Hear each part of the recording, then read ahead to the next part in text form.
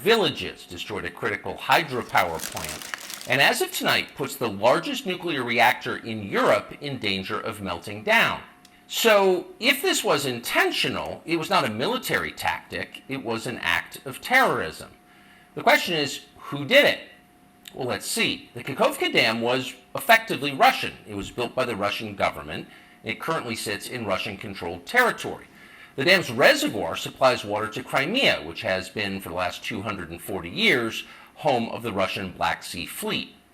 Blowing up the dam may be bad for Ukraine, but it hurts Russia more. And for precisely that reason, the Ukrainian government has considered destroying it. In December, the Washington Post quoted a Ukrainian general saying his men had fired American-made rockets at the dam's floodgate as a test strike. So really, once the facts start coming in, it becomes much less of a mystery what might have happened to the dam. Any fair person would conclude that the Ukrainians probably blew it up, just as you would assume they blew up Nord Stream, the Russian natural gas pipeline, last fall. And in fact, the Ukrainians did do that, as we now know. It's not like Vladimir Putin is anxious to wage war on himself. Oh, but that's where you're wrong, Mr. and Mrs. Cable News consumer. Vladimir Putin is exactly that sort of man, the sort of man who'd shoot himself to death in order to annoy you. We know this from the American media, which wasted no time this morning in accusing the Russians of sabotaging their own infrastructure. Bill Kristol, the man who once told us that Saddam Hussein was responsible for 9/11, immediately denounced Putin as a war criminal and even more savagely compared him to Donald Trump. The rest of the pundit class made similar, clearly coordinated noises. Putin did it! Putin did it! And their reasoning was simple. Putin is evil, and evil people do evil things purely for the dark joy of being evil. In this specific case, Putin attacked himself, which is the most evil thing you can do, and therefore perfectly in character for a man that evil. That was their explanation. No one who's paid to cover these things seemed to entertain even the possibility it could have been the Ukrainians who did it. No chance of that. Ukraine, as you may have heard, is led by a man called Zelensky. And we can say for a dead certain fact that he was not involved. He couldn't have been. Zelensky is too decent for terrorism. Now, you see him on television, and it's true you might form a different impression. Sweaty and rat-like, a comedian turned oligarch, a persecutor of Christians, a friend of BlackRock. But don't believe your own eyes. Actually, Mr. Zelensky is a very good man. The best, really. As George W. Bush once noted, he is our generation's Winston Churchill. Of all the people in the world, our shifty, dead-eyed Ukrainian friend in the tracksuit is uniquely incapable of blowing up a dam. He's literally a living saint, a man in whom there is no sin. That's why Lindsey Graham is so attracted to him. They're just two good people, hanging out together and being good. And like all good people, when they meet in person, they spend a lot of time talking about killing people and laughing like friends do. Here's the pair last week. Free or die. Free or die. Now you are free. Yes. And we will be. And the Russians are dying. It's the best money we've ever spent. Thank you so much. That was... The Russians are dying. It's the best money we've ever spent, Graham says. A smile spreads across his thin, quivering lips as he forms the words. He looks like a starving man contemplating a breakfast buffet. The aroma of death has aroused Lindsey Graham. Thanks so much, replies Zelensky. He feels the same way. See, there's nothing dark here. Just two middle-aged guys celebrating the killing of a population. They don't seem like the kind of people who'd enjoy flooding villages or starting a famine. And in any case, who cares if they are? It's really not your business. Your job is to support Ukraine. Watch Nikki Haley, a Republican candidate for president, explain this principle on CNN. A win for Ukraine is a win for all of us. And for them to sit there and say that this is a territorial dispute, that's just not the case. To say that we should stay neutral, it is in the best interest of America. It's in the best interest of our national security for Ukraine to win. We have to see this through. We have to finish it. See? It's very easy to understand. It is vitally important for you to support Ukraine because it's necessary for Ukraine to be supported by you.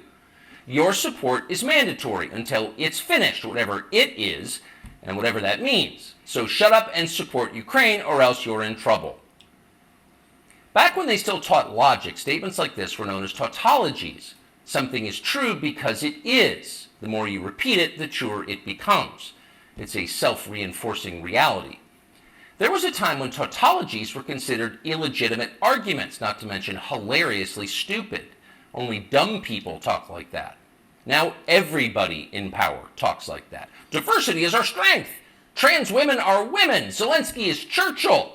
It's all self-evidently true. Doesn't need an explanation, and don't ask questions. Sound familiar? Of course it does. That's the pap they're serving us day after day in steaming, lumpy portions. By this point, it's possible that American citizens are the least informed people in the world. Your average yak herder in Tajikistan knows who blew up the Nord Stream pipeline. It's obvious. Does he think some skinny dude in a dress is actually a girl? Come on. That idea would never occur to him. You've got to be lied to at full volume over a period of years in order to reach conclusions like that. And of course, we have been. The media lie. They do. But mostly they just ignore the stories that matter. What's happened to the hundreds of billions of US dollars we've sent to Ukraine? No clue.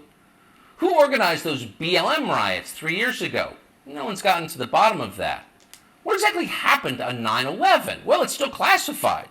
How did Jeffrey Epstein make all that money? How did he die? How about JFK? And so endlessly on. Not only are the media not interested in any of this, they are actively hostile to anybody who is. In journalism, curiosity is the gravest crime. Yesterday, for example, a former Air Force officer who worked for years in military intelligence came forward as a whistleblower to reveal that the U.S. government has physical evidence of crashed non-human-made aircraft, as well as the bodies of the pilots who flew those aircraft. The Pentagon has spent decades studying these otherworldly remains in order to build more technologically advanced weapons systems. Okay, that's what the former intel officer revealed, and it was clear he was telling the truth. In other words, UFOs are actually real, and apparently so is extraterrestrial life. Now we know. In a normal country, this news would qualify as a bombshell, the story of the millennium. But in our country, it doesn't. The whistleblower's account ran on a technology website called The Debrief, which you've probably never heard of. The Washington Post had that story, but decided not to run it. The New York Times, meanwhile, just pretended it never happened.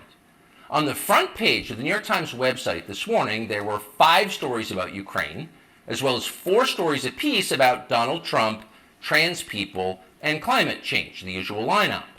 There was nothing at all about how an alien species is flying hypersonic aircraft over our cities. Not one word. So if you're wondering why our country seems so dysfunctional, this is a big part of the reason. Nobody knows what's happening. A small group of people control access to all relevant information, and the rest of us don't know. We're allowed to yap all we want about racism, but go ahead and talk about something that really matters and see what happens. If you keep it up, they'll make you be quiet. Trust us. That's how they maintain control. When Western tourists first started traveling in large numbers to the Soviet Union in the early 1970s, they found that many Russians had a completely warped understanding of the United States.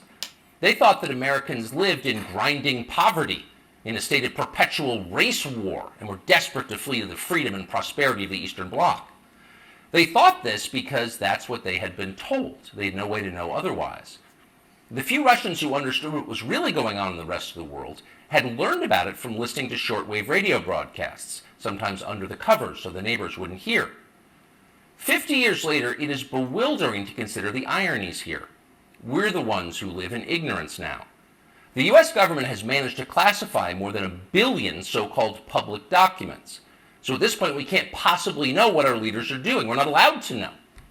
By definition, that is not a democracy. Yet it's fine with the media. Secrecy is a powerful tool of control. Stop asking how we got so rich. Here's another story about racism. Go eat each other. That's the program. That's how most of us now live here in the United States. Manipulated by lies, silenced by taboos. It is unhealthy and it's dehumanizing, and we're tired of it. As of today, we've come to Twitter, which we hope will be the shortwave radio under the blankets. We're told there are no gatekeepers here. If that turns out to be false, we'll leave. But in the meantime, we are grateful to be here. We'll be back with much more very soon.